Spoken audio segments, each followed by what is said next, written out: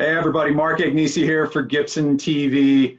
I have the pleasure today of sitting down via Zoom with one of my heroes from my youth, Alex Winter. How you doing, buddy? I'm good, man. I'm good. How are you? I'm doing great, man. Thank you for taking the time to talk.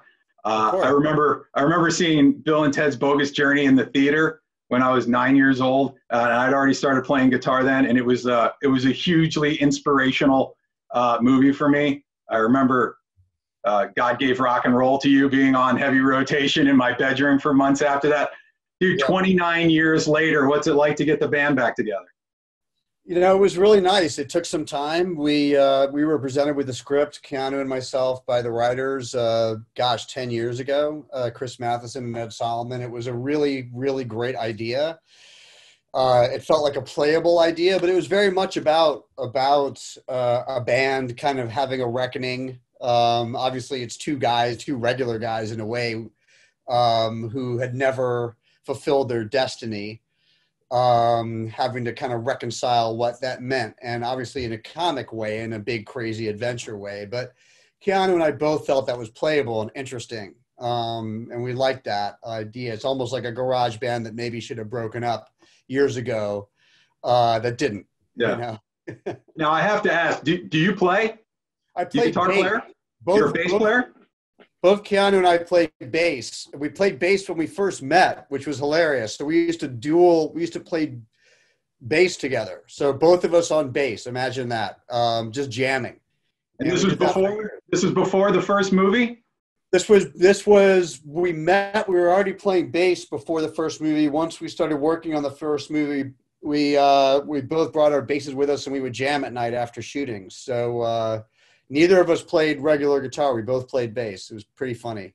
How did that work for the movie? Did you guys have like guitar coaches or people walking you through it, or did the bass have Yeah. enough to get you to know what to do?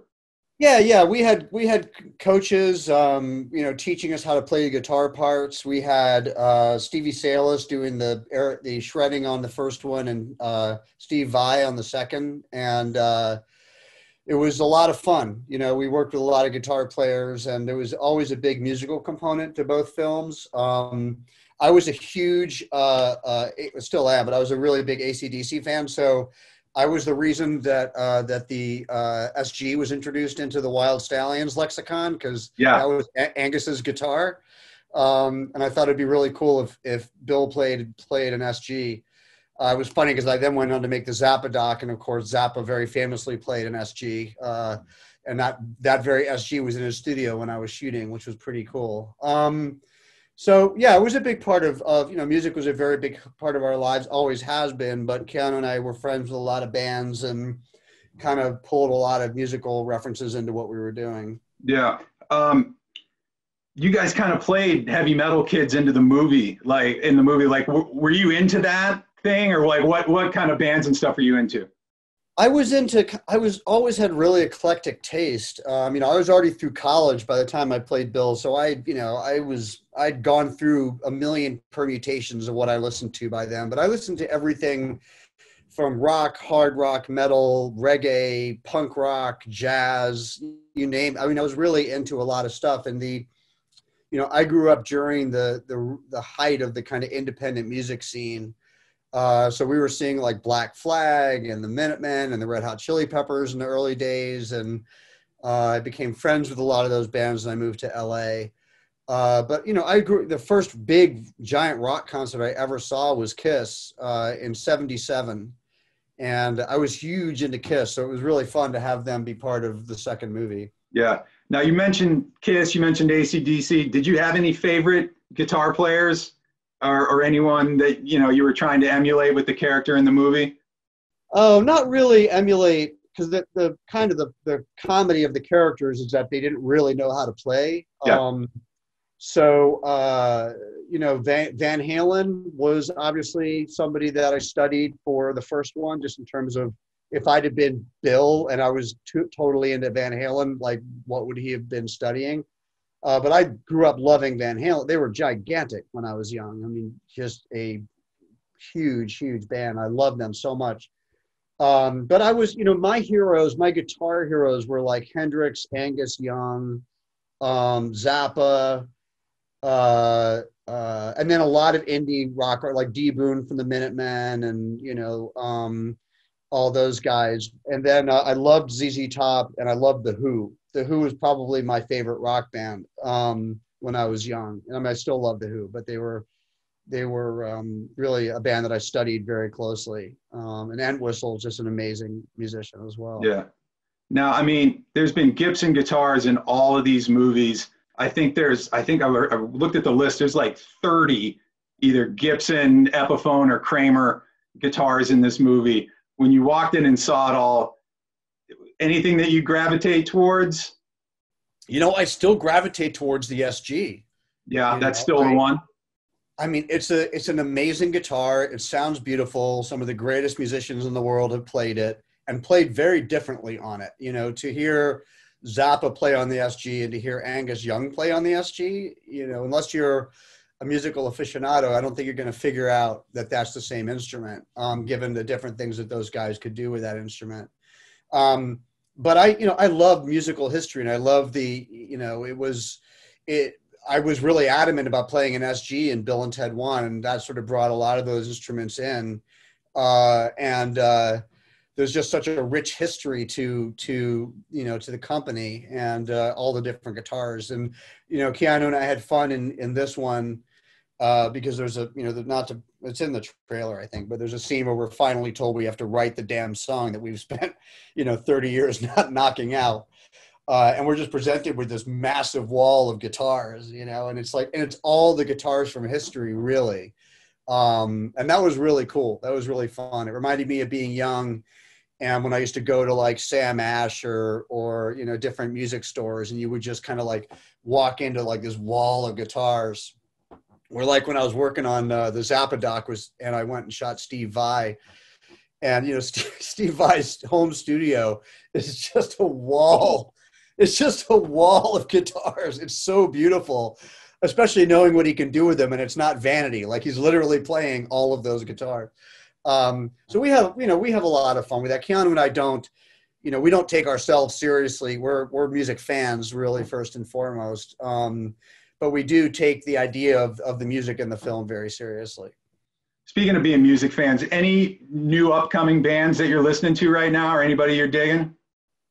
I mean, there's so many great artists all the time, and there's so much good work being done all the time. I was just able to work with I did a doc called Showbiz Kids for HBO, and I was able to get the Tweedy band to record all our original music, and that's Jeff Tweedy and his two sons, Spencer and Sammy, and just amazing work, and a lot of really beautiful guitar work on that soundtrack. In fact, a lot of it is very, very simple but very beautiful guitar work.